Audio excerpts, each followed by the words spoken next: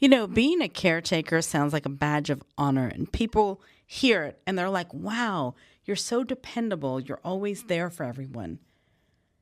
But here's what it really means: you're the family's Uber driver, part time therapist, emergency contact, the referee, and sometimes the IT help desk when someone's Wi Fi goes down. You're everything. You wear all these different hats.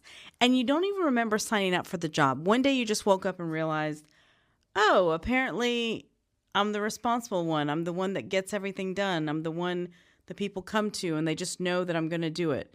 The thing is that being the caretaker can be beautiful, but it can also burn you out if you're not careful. I want to talk about that today because this is a lesson that I've had to learn the hard way. I'm going to take you back to one of those caretaker crash moments.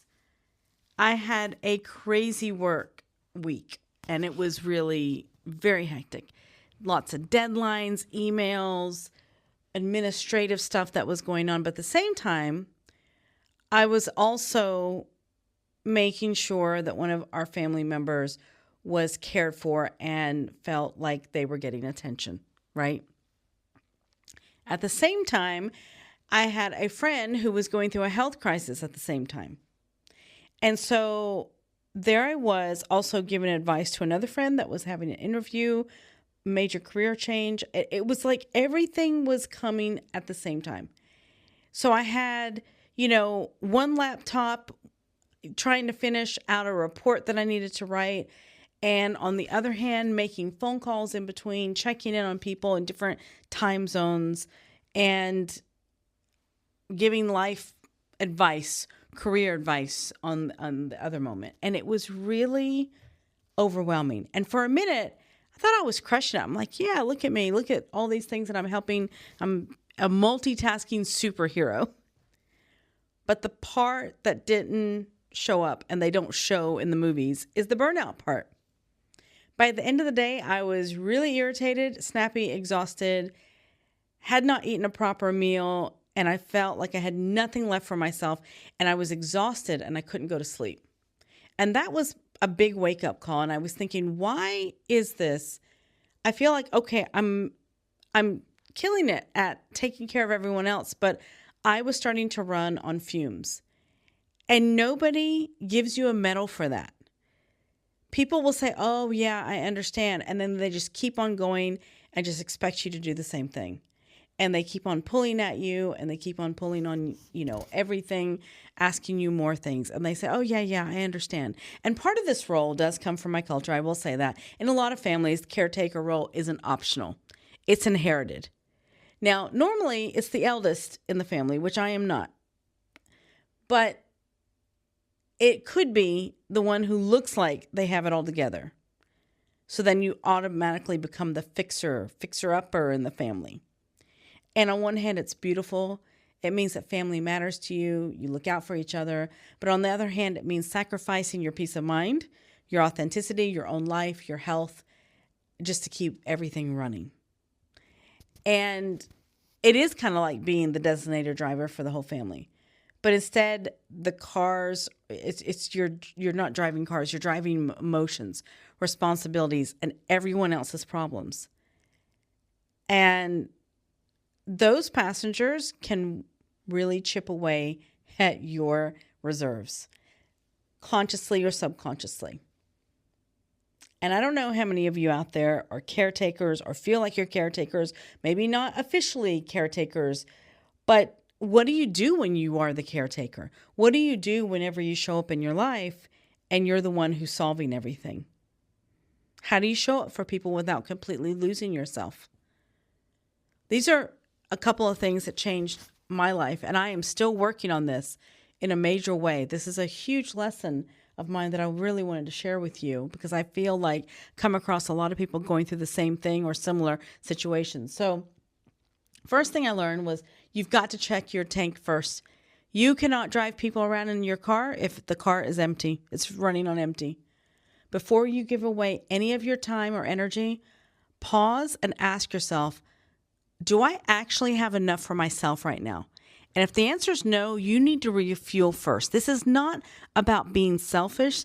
This is about caring for oneself. Okay?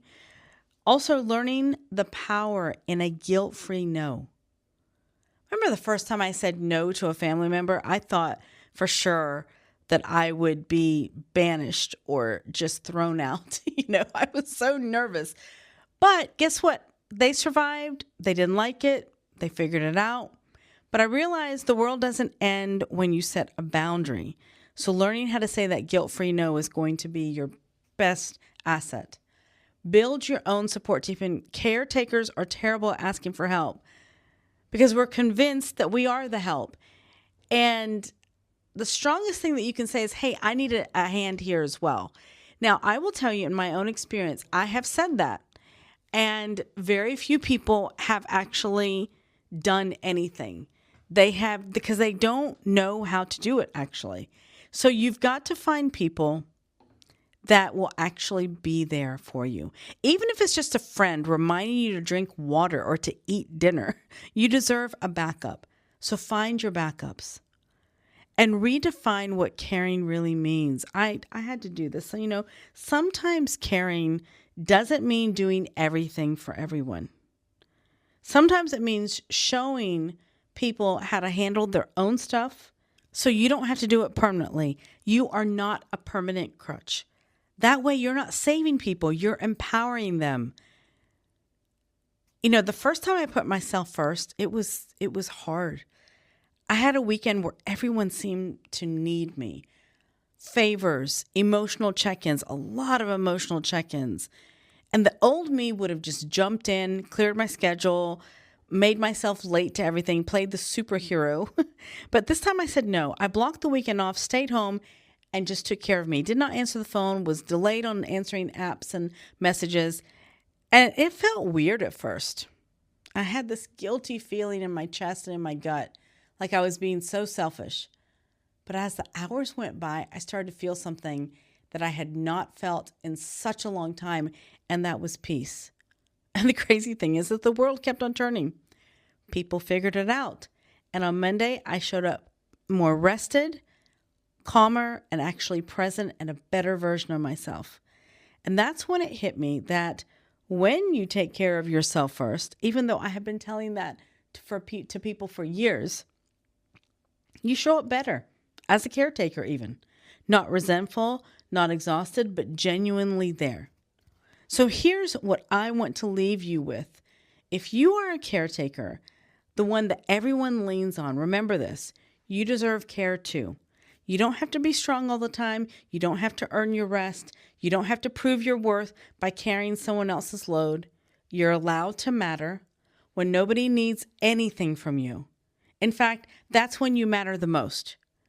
When you can have a conversation with somebody and they don't ask you for anything, that is gold, I tell you. Because the truth is, nobody can pour from an empty cup. And the caretaker, they deserve a full one. So the next time that you're about to overextend yourself, ask this question: who is taking care of me today? And hopefully the answer will be you, and that you have a backup as well. I thank you so much for joining me today. If you have any comments or have any questions, be sure to drop a comment, subscribe to the channel, subscribe to the podcast. Thank you once again, and until next time.